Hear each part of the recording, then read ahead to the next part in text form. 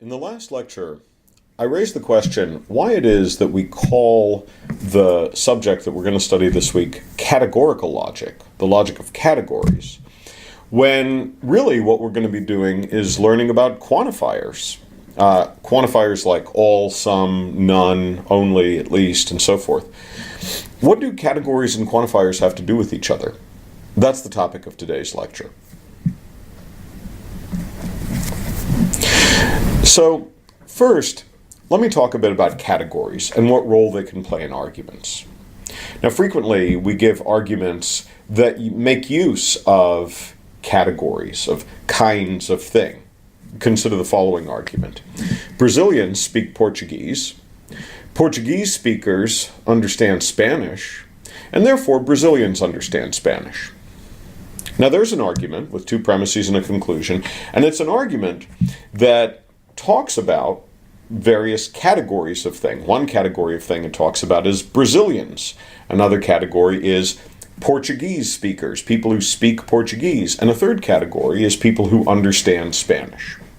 Okay, now the argument brings those three categories into relation with each other. But how does it do that exactly? What precisely is it that the argument is telling us? Well, here's one interpretation of the argument. You could understand the argument as saying that some Brazilians speak Portuguese. Certainly that's true.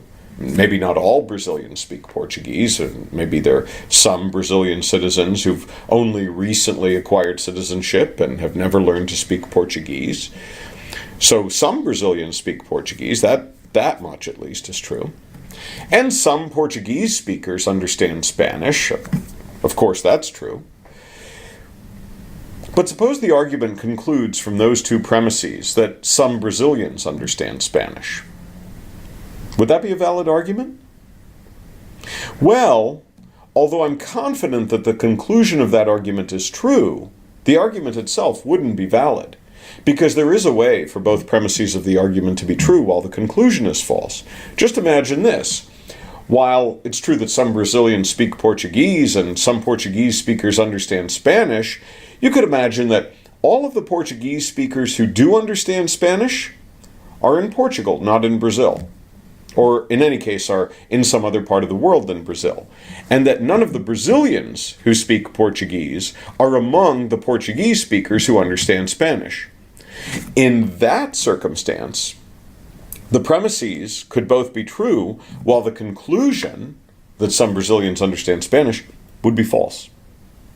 So the argument, even if its conclusion is true, the argument is not valid. But maybe that's not how to understand the argument that we just considered a moment ago, the argument from Brazilians speak Portuguese and Portuguese speakers understand Spanish to Brazilians understand Spanish. Maybe there's a different way to understand the argument. Maybe the right way to understand the argument is as saying this: most Brazilians speak Portuguese. Certainly that's true. And maybe the argument is supposed to say also that most Portuguese speakers understand Spanish. I don't know if that's true, but I gather from people that it's probably true. And maybe the argument intends to draw the conclusion from those two premises that most Brazilians understand Spanish. Now, would that argument be valid? Well, no, it wouldn't. Because even if the conclusion of the argument is true, there's still a possible scenario in which the premises are true while the conclusion is false. I could describe such a scenario to you. Suppose that while most Brazilians do speak Portuguese and most Portuguese speakers do understand Spanish, most Portuguese speakers, let's suppose, live outside Brazil. And the Portuguese speakers who understand Spanish are just those Portuguese speakers who live outside Brazil. So while then it would be true that most Brazilians speak Portuguese and most Portuguese speakers understand Spanish, it might not be true that most Brazilians understand Spanish, because maybe that minority of Portuguese speakers who live in Brazil don't understand Spanish. The only Portuguese speakers who understand Spanish, we could suppose, are that majority of Portuguese speakers who live outside Brazil. Now, of course, that isn't the actual scenario, but it's a possible scenario. And since it's a possible scenario, there's a possible scenario in which the premises of the argument are true and the conclusion false, and so the argument is not valid.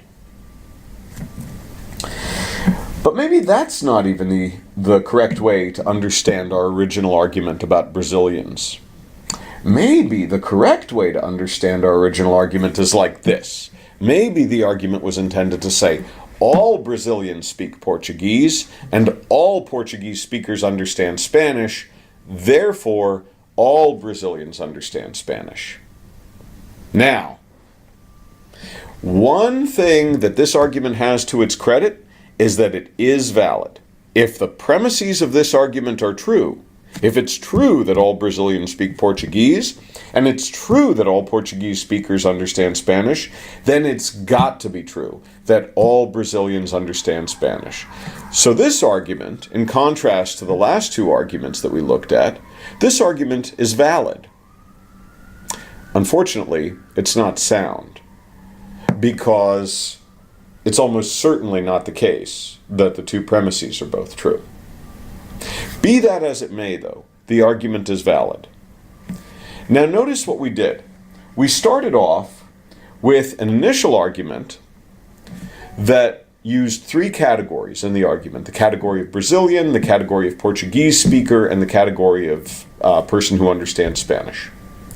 Then we saw that by the use of certain modifiers, the modifiers some, most, or all, we could make that original argument about Brazilians understanding Spanish, we could make that original argument more precise.